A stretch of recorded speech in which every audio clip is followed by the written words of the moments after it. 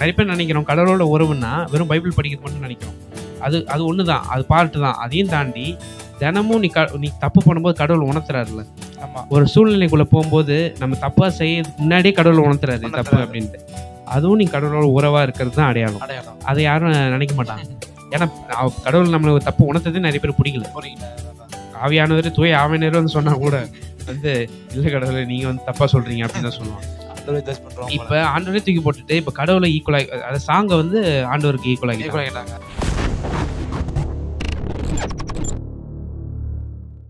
அதான் இப்போ வெறும் ஆண்டவரை நீ எனக்கு கம்ஃபர்ட் பண்ணுறதுக்கு இருக்கிறீங்க, அவ்வளோதான்.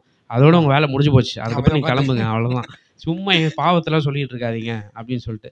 அதான் இப்போ ஒரு மனுஷங்க சொன்னால் திருந்தலை, ஓகே சரி, ஈகோ பிரச்சனை கூட வச்சுக்கலாம். நீ என்ன சொல்கிறது நான் என்ன கேட்கறது கூட இருக்கலாம். ஆமாம், ஆனால் கடவுளே உங்ககிட்ட பேசும்போது அதையாச்சும் அக்செப்ட் பண்ணுங்க தான் நான் சொல்கிறோம். அட்லீஸ்ட் இப்போ நாங்கள் பேசுறது கூட உங்களுக்கு கோவப்படலாம், நட பெரிய இவனுங்க மாதிரி பேசுனுங்கிறானுங்க அப்படின்னு தோணும். சரி, நாங்கள் பேசுறது கூட கேட்கலாம் கூட, கடவுள் உங்கள் மனசில் பேசுறதையாச்சும் அதையாச்சும் அதை எப்படி உணர்த்துவார்? அது உணர்த்துவார். நீங்கள் அதை அலோவ் பண்ணணும். நீங்கள் வெறும் வந்து கம்ஃபர்ட்டு எமோஷனல் சாங்கை மட்டும் அலோவ் பண்ணிகிட்டு இருந்தா கண்டிப்பாக கடவுள் வந்து நீங்கள் தப்பாக உணர்த்துறது உங்களுக்கு ஒரு மாதிரி ஒரு மாதிரி என்ன சொல்லுவோம், கஷ்டமாக தோணும். ஆனால் அது கடவுள் நம்ம எவ்வளோ கஷ்டத்தை உணர்த்துறாரோ, நம்ம தப்பு உணர்த்துறாரோ நம்ம அவ்வளோ நன்றி சொல்லணும். கண்டிப்பாக அந்த மாதிரி நிறைய விஷயங்கள் இருக்குது. அடுத்தது வந்து நான் சொன்னோன்னா, ஓகே இந்த கம்ஃபர்ட் ஓகே. இன்னொன்று என்னென்னா மியூசிக் வந்து ரொம்ப அதிகமாக டாமினேட் ஆகுது. இன்னொன்று என்னென்னா ஒரு சர்ச்சில் போயிருந்தாங்கன்னா மியூசிக் தான் அதிகமாக டாமினேஷன்ஸ். அதாவது அந்த பாஸ்டர் சொல்கிறாரு, எனக்கு மியூசிக் இல்லாமல் என்னால் பாட முடியாது. அதுவும் என்னென்னா ஹெவி கீபோர்ட், ட்ரம்ஸ், கிட்டார்ஸ் எல்லாமே இருந்தால் தான் எனக்கு வந்து பாட இருக்கும். அப்போ தான் ஆனோட ப்ரெசன்ஸ் இறங்கும் அப்படின்னு சொல்கிறாங்க. சரி, அது இப்போ என்ன ஆயிடுச்சுன்னா, இப்போ ப்ரெசன்ஸையும் ஆண்டவரையும் வந்து பிரிச்சுட்டாங்க. இல்லை அது ஒன்று, இப்போ ப்ரெசன்ஸையும் வைபையும் மிக்ஸ் பண்ணிட்டாங்க. இப்போ ப்ரெசன்ஸும் ஒன்று தான், வைபும் ஒன்று தான். அப்படின்னா நல்ல ஒரு வைபாக இருக்கா அந்த பாட்டு அப்படின்னா கடவுள் பிரசனம் இருக்குப்பா அப்படின்வாங்க. அதனால தான் நிறைய ஃபால்ஸ் ப்ரீச்சர்ஸ் வந்து ஃபால்ஸ் ப்ரீச்சர்ஸ் யாருன்னு தெரியும், எல்லாரும் சினிமா ரகமாக பாட்டு கட்டுறவங்க அதையெல்லாம் சப்போர்ட் தான் பண்ணிகிட்டு இருக்காங்க. ஏன்னா அவங்களுக்கு நல்ல வைப் கொடுக்குது, அவ்வளோதான். ஆனால் நான் ஏற்கனவே சொன்ன மாதிரி போன பாட்காஸ்ட்லேயும் சொல்லியிருப்பேன், உங்களுக்கு குட் வைப்ஸ் மட்டும் கொடுக்குற விஷயங்களை தயவு செய்து ஃபாலோ பண்ணாதீங்க.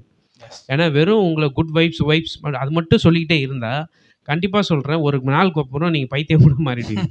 ஏன்னா வெறும் நம்மளை குட் வைப்ஸ் மட்டும் என்கரேஜ் பண்ணுறதுக்கு கடவுள் கிடையாது. நம்ம பாவத்தையும் உணர்த்துவார். அப்போ கொஞ்சம் கஷ்டமாக தான் இருக்கும். இப்போ நம்மளே பேசிகிட்டு இருக்கோம், நானே என் எக்ஸ்பீரியன்ஸில் சொல்கிறேன். இப்போ கூட சில குற்றங்களை கடவுள் எனக்கு தூயாவினை உயர்த்தும் போது எனக்கு கஷ்டமாக தான் இருக்குது. நான் கடவுளை நான் சரின்னு தானே நினச்சிட்டு இருந்தேன், என்ன தப்புன்னு சொல்கிறீங்க. அப்புறம் அதுக்கப்புறம் யோசிச்சு பார்ப்பேன், சரி ஒரு வேளை தப்பாக இருந்துக்கலாமோ, ஓகே அப்போ நான் திருத்திக்கிறேன்.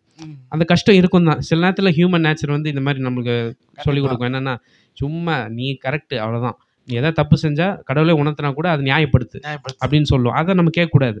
அப்போ அந்த கொஞ்சம் கஷ்டமாக தான் இருக்கும், இல்லைன்னு சொல்லலை. ஒரு நெகட்டிவ் வைப்ஸ் மாதிரி தான் கூட இருக்கும்.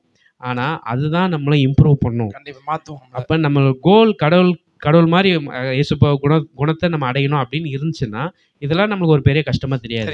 ஆனால் நிறைய பேருக்கு கோல் என்னவா இருக்குன்னா நல்லா சம்பாதிக்கணும்னு தான் இருக்குது. அதனால தான் கடவுளுக்கு வந்து பாவத்தை உணர்த்ததை பற்றி அவங்க கண்டுக்க மாட்டாங்க. ஸோ அப்படி இருக்கும்போது இதனால தான் இப்போ இந்த மாதிரி ஆட்கள் தான் பாட்டுக்கு ரொம்ப அதிகமாக முக்கியத்துவம் கொடுப்பாங்க. உண்மையாலே நீ கடவுளுக்கு பிரியமாக வாழணும் அப்படின்ற கோல் இருந்துச்சுன்னா நீ பாட்டுக்கு மட்டும் முக்கியத்துவம் கொடுக்க மாட்டேன், ஜஸ்ட் ஒரு பாட், அவ்வளோதான். அதை விட்டுட்டு கடவுளை வார்த்தைக்கு கொடுப்பேன். கண்டிப்பாக. அதாவது இப்போ கூட சொல்கிறேன், பாட்டுன்றது ஒரு வீக் மீடியம் தான். வீக் மீடியம்னா என்ன சொல்கிறேன்னா, ரொம்ப அதாவது காஸ்பல் ஷேர் பண்ணுறதுக்கு அது வந்து ஒரு ஃபஸ்ட்டு டூலாக ப்ரிஃபர் கொடுக்கூடாது. அது ஒரு ஜஸ்ட் ஒரு பாட்டு, அவ்வளோதான். அது இப்போ பாட்டே போடக்கூடாதுன்னு நான் யாரும் சொல்லலை. பாட்டு போட்டு அது ஜஸ்ட் ஒரு பாட்டு தான். அதையும் தாண்டி ஊழியன்றது நிறைய இருக்குது. நிறையாமா நீங்கள் பர்சனலாக ஒருத்தர்கிட்ட பேசுகிறீங்கல்ல, அதுவும் ஊழியம் தான். கண்டிப்பாக. ஒரு கவுன்சிலிங் கொடுக்குறது. நம்ம அந்த கேம்பில் போகும்போது கூட நிறைய எனக்கு 3 நாள் கேம்ப் போவோம். கேம்ப் போகும்போது என்னன்னா அதில் நிறைய பாய்ஸ் கேர்ள்ஸ் வந்து பேசுவாங்க. நம்ம டாக் எடுக்கும்போது ஹூ இஸ் மை ஹீரோ, அப்புறம் லவ் செக்ஸ் மேரேஜ் இது எடுக்கும்போது என்னன்னா பசங்க வந்து கேட்பாங்க, அண்ணா இந்த மாதிரிலாம் இருக்கு, நான் இது எப்படி நான் சொல்லிட்டு அதே ஒரு ஊழியம் தான். அதுவே ஒரு மினிஸ்ட்ரி தான் அதுவே. ஏன்னா நீங்கள் கவுன்சிலிங் பண்ணுறீங்க, நீங்கள் வந்து மற்றவங்களுக்கு அவங்க வந்து கேட்குற கேள்விக்கு நம்ம பைபிள் படியாகவும் ப்ராக்டிக்கல் படியாக நம்ம ஆன்சர் பண்ணுறோம். அதுவே பெரிய ஊழியம் தான். அது ஆனால் அதெல்லாம் நிறைய பேருக்கு ஊழியமாக தெரியறதில்ல இப்போ உள்ள அந்த வர்ஷிப் லீடர்ஸ் யங்ஸ்டர்ஸ் எல்லாம். ஏன்னா உங்களுக்கு எது ஈஸி, பாட்டு பாடுறது தான் ஈஸி. சும்மா கவுன்சிலிங்லாம் யாரும் கொடுத்துட்டு. ஏன்னா எனக்கு ஆண்டவர்ல கோவம்னு சொல்ல முடியாது, ஆண்டவர் எல்லாத்துக்கும் இந்த சிங்கிங் டேலண்டோட கொடுத்துட்டாரு போல ஸ்கில்ஸ். அதுதான் எனக்கு மிஸ்ட்ரியாக இருக்குது. என்னென்ன எல்லாருமே பாட்டு எல்லாம் வந்துடுறாங்க. எல்லாரும் இப்போ நம்ம சிரிச்சு கூட சொல்லுவாங்க கமெண்ட்லாம், நீங்கள் பாட்டு எழுத முடியுமா 2 பேரும் திமிரா பேசுகிறீங்களே அப்படின்னு. நாங்கள் பாட்டு எழுதிருக்கோம், நாங்கள் மியூசிக் பண்ணியிருக்கோம், நாங்கள் இந்த ட்ரெண்டுக்கு ஏற்ற மாதிரி மியூசிக் பண்ணியிருக்கிறோம் வித் அந்த பாவத்தை உணர்த்தி. அதோட லிங்க் நம்ம கீழே போட்டுடலாம். வரியான்னு சாங் பண்ணிட்டு கொண்டாங்க, நீங்கள் போய் பாருங்க. இப்போ எல்லாமே என்னன்னா இந்த பாட்டு பாடுறத வந்து நம்ம ஸ்பிரிச்சுவல் கிஃப்ட்னு நம்ம சொல்லக்கூடாது. அதாவது பாட்டு பாடுறது வந்து எல்லாருமே பாடுறான், ஓகே. பாட்டுன்றத ஒரு பார்ட்டாக வச்சுக்கோங்க. பாட்டு அவ்வளோதான். அது பார்ட்டாக வச்சுக்கிட்டு ஊழியம் செய்யுங்க. ஏன் பாட்டு பாடுறவங்க ஊழியம் செய்யக்கூடாதா?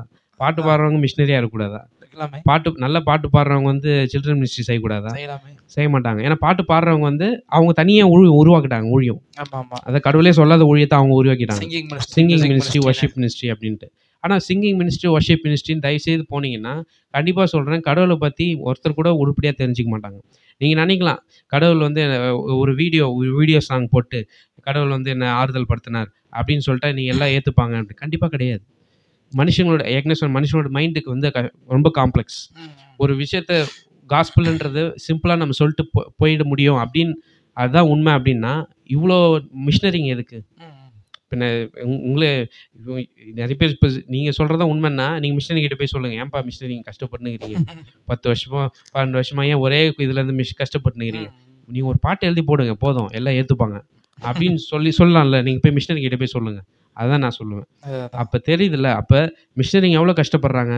காஸ்பல் ஷேர் பண்ணுறது எவ்வளோ கஷ்டம் நிறைய பேருக்கு தெரியுதில்ல. வெறும் காஸ்பல்னால் சிம்பிள்னு நினச்சிக்கிறாங்க. சிம்பிள் கிடையாது, டஃப்பு. அதை மக்களுக்கு புரிய வைக்கிறது டஃப்பு. ஒரு நாள் நினைக்கலாம் கடவுள் பார்த்துப்பாரு, நீங்கள் வெறும் சொன்னால் போதும், நம்ம சொல்லலாம். சில புரிய வைக்கிறது நம்மளும் புரிய வைக்கணும். ஆனால் அதையும் அதுக்கப்புறம் வந்து தூய ஆவியானவரை யோசிக்க வைப்பார். ஆனால் நம்மளும் சில ஸ்டெப்ஸ் எடுக்கணும். நம்மளும் காஸ்பல் புரிய வைக்கிறதுக்கு நிறைய விஷயங்கள் செய்யணும். ஸோ அப்போ பாட்டு பாடுறது ஜஸ்ட் ஒரு பாட்டு தான். அதை ஏற்கனவே சொன்ன மாதிரி அது மட்டும் ஊழியம் கிடையாது. மக்களுக்கு நிறைய கேள்விகள் இருக்குது, அதையும் நீங்கள் எக்ஸ்பிளைன் பண்ணணும். காஸ்பல் எப்படி அவங்களுக்கு நீங்கள் புரிய வைக்கணும். நீங்கள் வெறும் கடவுள் அன்பாக இருக்கிறாருன்னா காஸ்பல் சொல்லிட்டேன்னு சொல்லக்கூடாது. அது அவங்களுக்கு எப்படி புரிய வைக்கிறது? ஓகே, அப்படி அது நிறைய விஷயங்கள் இருக்குது. ஒரு ப்ராசஸ், கிராண்ட் ப்ராசஸ். அது வந்து இந்த 1 செகண்ட் முடியறதில்ல. So it will take time. இப்போ நம்ம ஒரு நாள் முடியுதுன்னு வச்சுக்கோ, 1 டே. நான் ஒரு இதில் பார்த்தேன், டக்குன்னு எக்ஸாம்பிள் ஞாபகம் எனக்கு. ஒரு நாள் முடியுதுன்னா டக்குன்னு முடிஞ்சிடுமா? முடியாது.